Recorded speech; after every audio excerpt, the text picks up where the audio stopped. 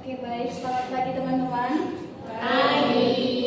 Terima kasih untuk waktunya. Kita semua sudah berkumpul. Kita juga bersyukur kepada Tuhan Yang Maha Kuasa karena kita masih diberikan kesehatan.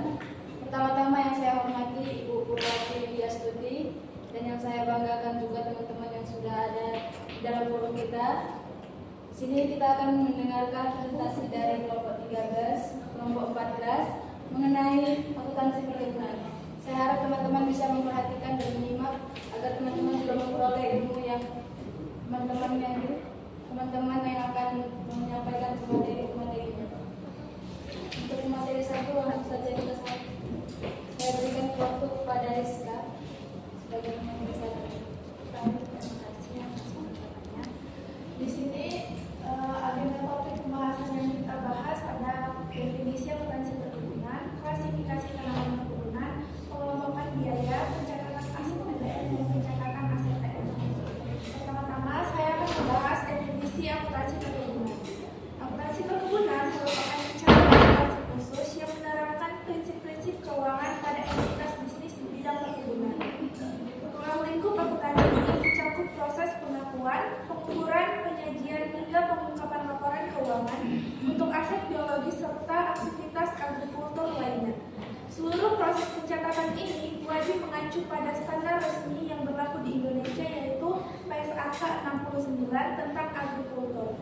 Standar ini berfungsi sebagai panduan utama agar perusahaan perkebunan dapat melaporkan kondisi keuangannya secara transparan dan sesuai dengan regulasi yang berlaku. Di dalam praktik akuntansi perkebunan ini terdapat 3 komponen utama yang saling berkaitan erat sebagai berikut. Yang pertama ada aset biologis, standar PSAK 69 dan nilai wajar.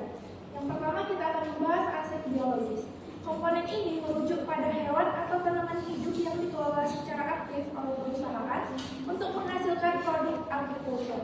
Karakteristik unik dari aset ini adalah adanya proses transformasi biologis seperti pertumbuhan pohon kelapa sawit atau karet yang nilainya terus berubah seiring berjalannya waktu hingga masa panen tiba.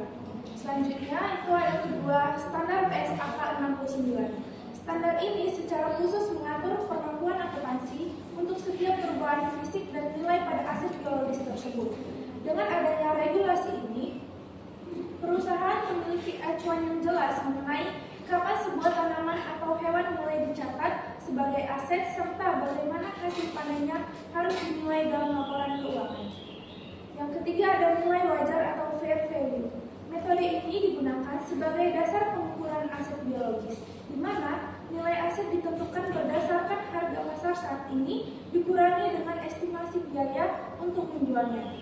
Biaya penjualan tersebut mencakup pengeluaran langsung seperti ongkos pengangkutan ke pasar, komisi broker, dan biaya transfer komoditas agar aset tersebut siap dijual. Baik, pada slide selanjutnya saya akan menjelaskan mengenai klasifikasi tanaman perkebunan. Berbeda dengan perusahaan yang lainnya, di perkebunan ini klasifikasi tanamannya itu terbagi menjadi 2, yaitu TBM dan juga TM. TBM yaitu tanaman belum menghasilkan, yang mana pada masa ini TBM itu tidak mengeluarkan hasil produksinya, buah dan yang lainnya. Tanaman yang belum mencapai dan juga tanaman belum menghasilkan ini yaitu tanaman yang belum mencapai usia produktif. Biasanya pada pohon kelapa sawit TBM ini dari tahun pertama sampai tahun ketiga. Lalu biaya masih dikapitalisasi sebagai aset.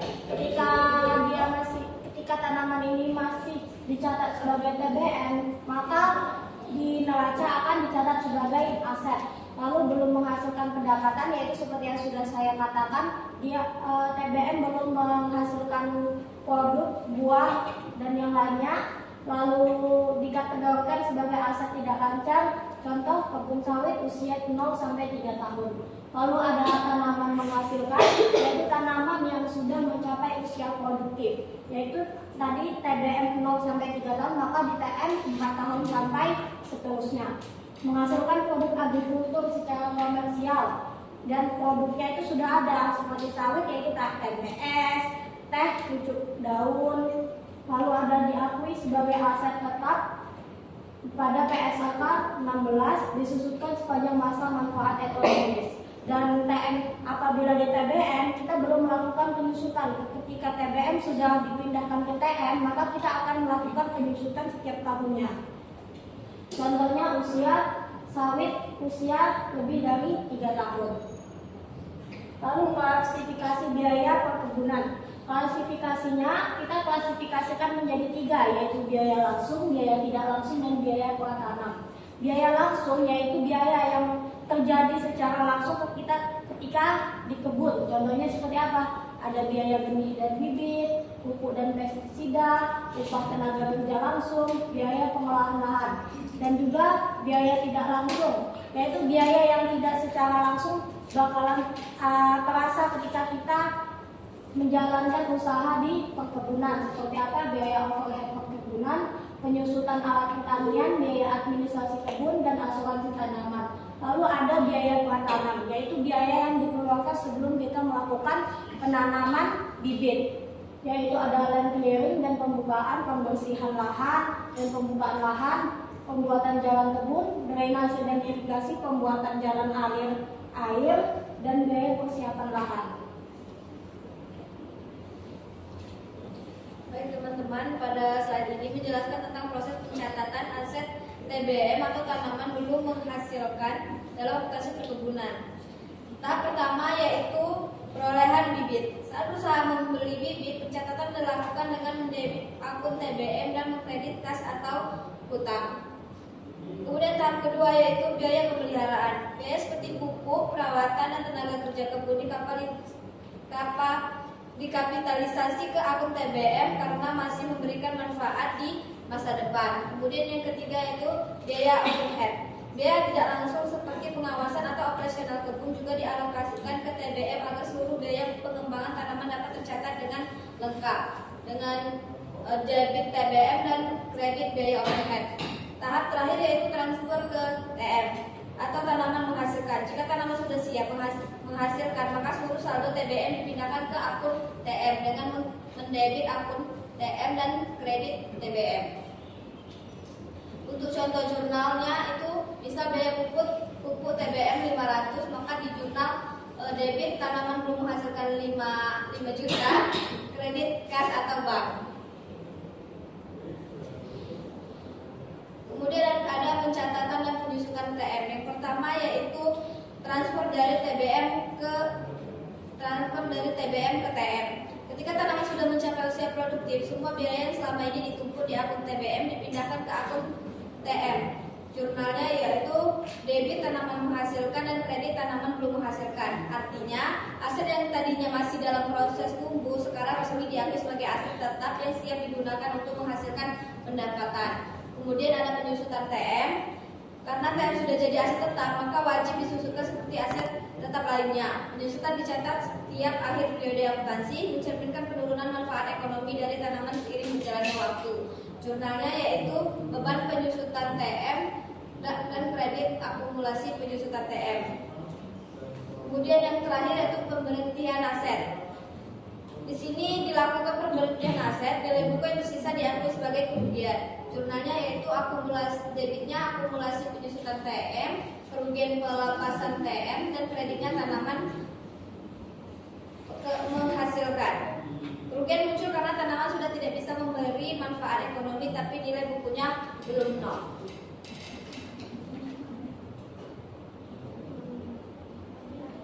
Oke, baik.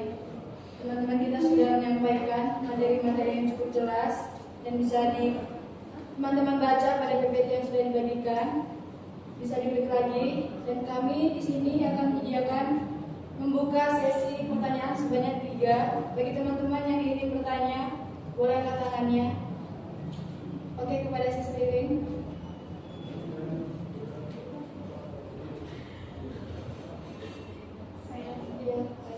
Perkenalkan, nama saya Olivia dari kelompok 13. Saya ingin bertanya kepada kelompok 14. Jika kebun kena hama dan nilainya turun, bagaimana perlakuan akuntansinya?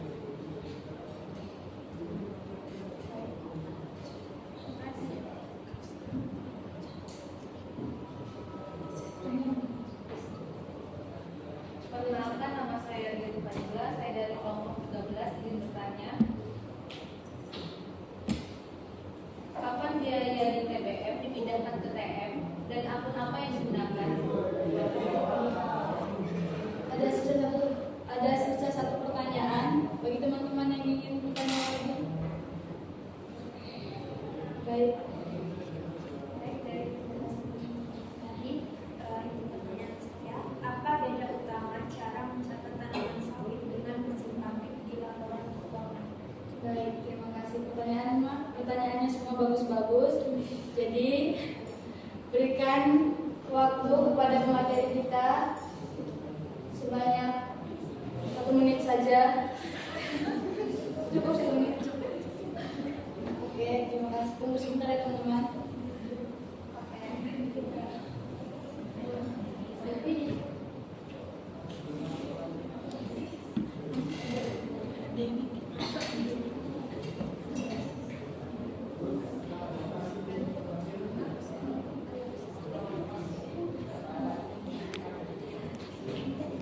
Oke, baik teman-teman.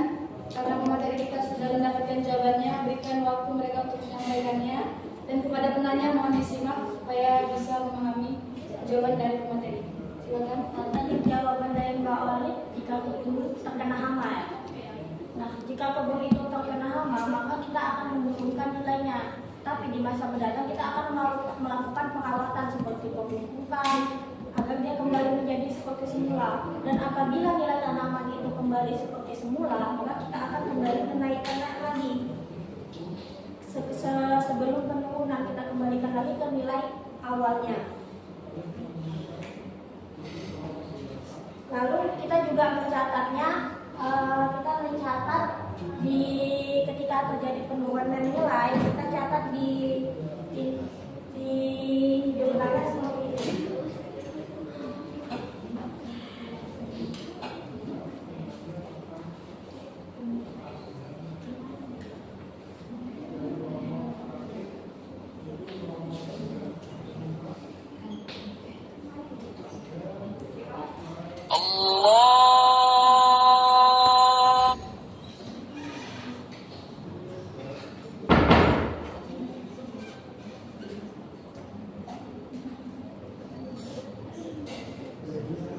Lalu ketika perkebunan itu kembali pulih, kita catat seperti ini.